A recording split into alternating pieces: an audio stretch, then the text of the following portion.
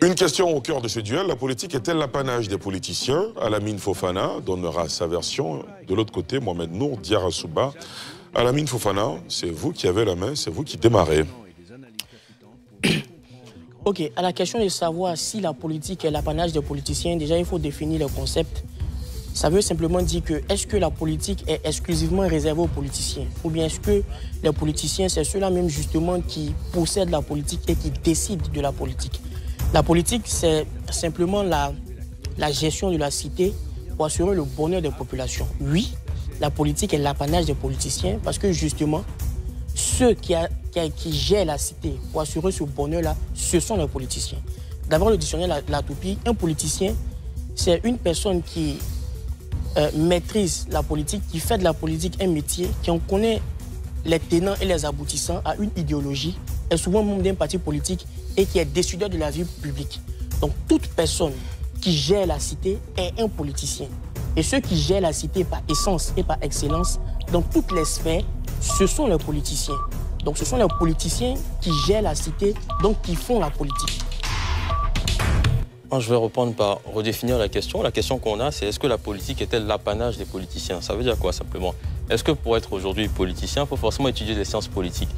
Moi, je veux dire d'abord d'emblée, c'est que la politique, c'est aussi le fait, je l'ai dit très souvent, c'est le fait de transformer une vision en action, tout simplement. Une vision qu'on a pour la santé, une vision qu'on a pour l'agriculture, une vision qu'on a pour l'éducation, etc., pour son pays. Donc, je pense qu'aujourd'hui, quand on parle de politique, on est tous concernés. Vous savez, je ne pense pas que ce soit réservé à une certaine aristocratie, à une certaine partie de la population. On a tous le droit, en tant que citoyen, d'avoir un regard et d'avoir un avis sur la politique de notre pays. Vous savez, Alamine, si je vous écoute, vous êtes en train de promouvoir le fait qu'il faut priver le pouvoir au peuple.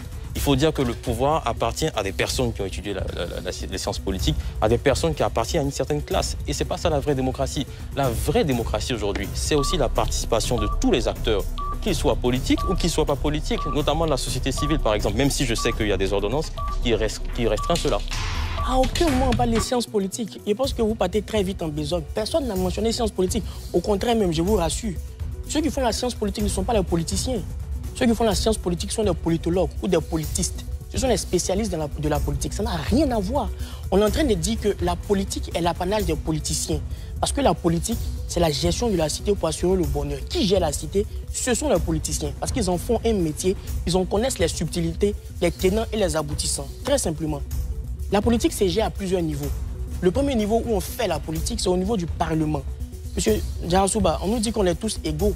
Mais on ne peut pas tous siéger au Parlement. Raison pour laquelle vous ne pouvez jamais participer à une réunion parlementaire. Vous n'êtes pas député de la nation. Donc le peuple décide en un homme qui? Le politicien. Parce qu'il estime que c'est lui qui a la capacité, c'est lui qui a la capacité et l'étoffe pour leur représenter. Donc il va les représenter au Parlement. Il fait de la politique pour le bonheur de ces populations-là. On ne parle pas des sciences politiques, ça n'a rien à voir. Je vais vous dire quelque chose de tout simple. C'est que les politiciens n'ont pas le monopole de la vision. Les politiciens n'ont pas également le monopole de l'action. Vous savez, le terrain, il ne s'apprend pas à l'école. Le terrain, il n'est pas fait que pour des politiciens. Si je vous écoute, un certain Houphouët-Boigny n'aurait jamais été président de la République. Houphouët-Boigny est infirmier de formation. Il n'est pas politicien de formation. Houphouët-Boigny, si je vous écoute, il n'aurait pas créé le SAA, qui est le syndicat agricole africain, qui est aujourd'hui l'ancêtre du PDCI-RDA, vous le savez si bien. Si je vous écoute, Houphouët-Boigny n'aurait pas créé l'organisme africain LOA, qui est aujourd'hui l'ancêtre de la CEDEAO. Si je vous écoute, Nelson Mandela, qui est avocat, n'aurait pas défendu la cause de son peuple. Vous savez, Alamine Fofana, il ne faut pas penser que justement qu'il n'y a que les politiciens, comme vous le dites, qui doivent faire de la politique. Il y a le regard des populations.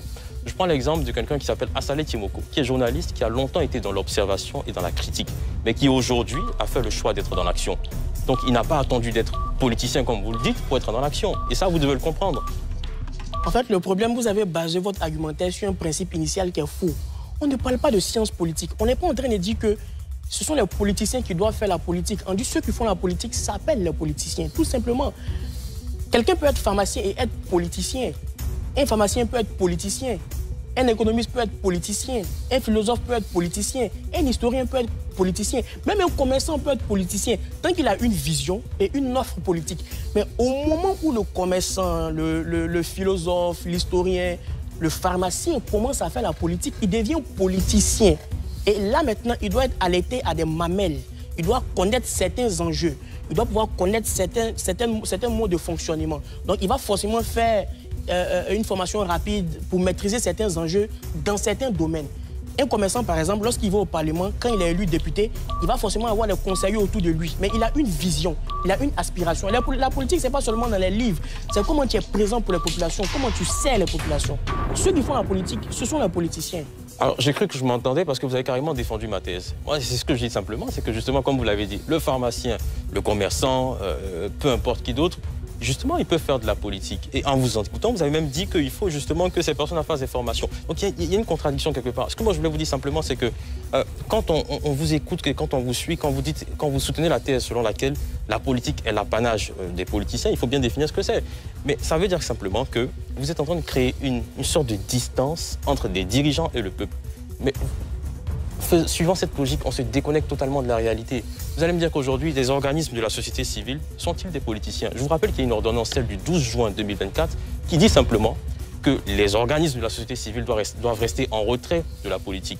Ça veut dire simplement qu'on n'a pas besoin de se dire politicien pour faire de la politique. En étant un acteur syndical, en étant un acteur d'une ONG, on a le droit de regard et le droit de participation à la vie politique de son pays. Non, vous ne comprenez pas, monsieur Diarra-Souba. On dit, est-ce que la politique est l'apanage des politiciens? Donc ça veut dire que la politique est l'affaire des politiciens. Votre problème, vous pensez qu'un politicien, quelqu'un qui étudie la science politique? Non! Un politicien, quelqu'un qui est dans le jeu politique, qui est dans le terrain politique. Donc il y a une distinction entre celui qui est politicien et un citoyen lambda. Par exemple, vous, monsieur Diarra-Souba, vous n'avez pas un même impact politique comme un député, un maire ou un président de la République. Il faut forcément avoir la coupole de politiciens pour faire la politique. En ce sens, la politique est l'apanage des politiciens. Peu importe sa formation de base, qu'il soit berger ou autre. Et lorsque maintenant vous commencez à faire la politique, vous avez quitus pour décider. Aujourd'hui, les politiciens ne sont pas pareils comme les citoyens. Parce que dans la gestion d'un État, il y a le territoire, il y a l'espace aérien, il y a l'espace maritime. C'est le président de la République, par exemple, qui peut dire qu'il y a couvre-feu parce qu'il y a une menace. Un citoyen lambda ne peut pas le faire. Donc il faut être forcément politicien pour pouvoir être décideur public. Vous ne pouvez pas rester simple citoyen pour dire que nous tous on peut le faire. Non, il faut forcément avoir une position qui te permet de décider et puis de mener des actions. Non, non, non, non. Alamine Fofana, vous êtes victime de ce que j'appelle le politicien centrisme. Vous êtes en train de tout interpréter à la lumière des politiciens. Vous savez, on ne peut pas laisser notre avenir, l'avenir de nos pays, dans la main de ceux qu'on appelle des politiciens. Nous, le peuple, nous, la société civile, nous, des citoyens lambda, on a le droit de parler. Vous savez, si vous faites ça, vous allez créer une fracture dans votre population, vous allez créer une fracture dans votre peuple. Moi, je veux vous dire quelque chose, regardez simplement dans le monde. Les grandes luttes qui ont été des luttes politiques, mais quand on parle de lutte politique, ce n'est pas forcément prendre le pouvoir. Je vais sortir un peu de notre continent. Mais des luttes contre l'Holocauste, contre la Shoah, je vous parle de Simone Veil, c'est une lutte politique. Mais est-ce qu'elle a forcément d'abord été politicienne? C'est vrai qu'elle a été ministre, je vous le concède. Mais est-ce qu'elle a d'abord été politicienne avant de faire cette lutte-là? Des luttes contre le racisme, je vous parle de Martin Luther King, je vous parle d'autres personnes, justement des Patrice Lumumba, qui ont mené des luttes qui n'étaient pas d'abord politiques. Revenons même sur le cas d'Houphouët-Boigny, qui a mené une lutte pour les agriculteurs. Et ce n'est pas d'abord une lutte politique. Je vous rappelle qu'il était infirmier de formation. Est-ce que vous avez bien compris le sujet?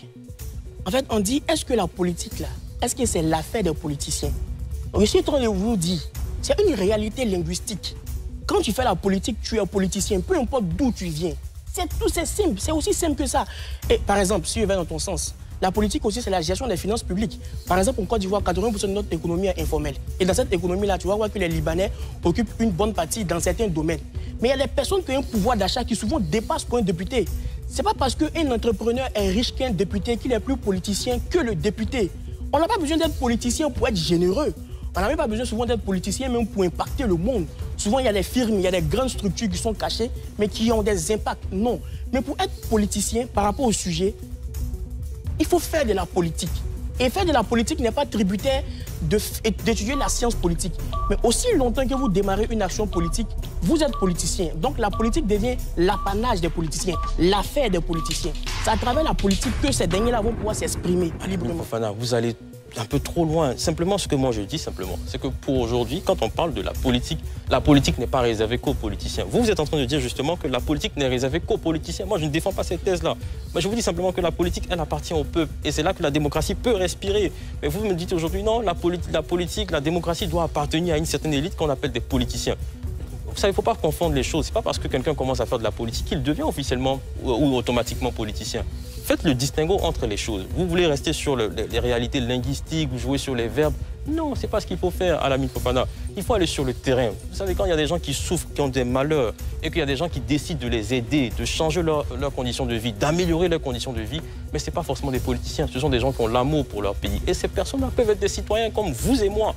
Je vous ai vu samedi dernier en train de faire une conférence, en train de former des jeunes, en train d'aider des jeunes à s'améliorer. Est-ce que cela fait de vous un politicien? Je ne pense pas. Je ne pense pas en tout cas.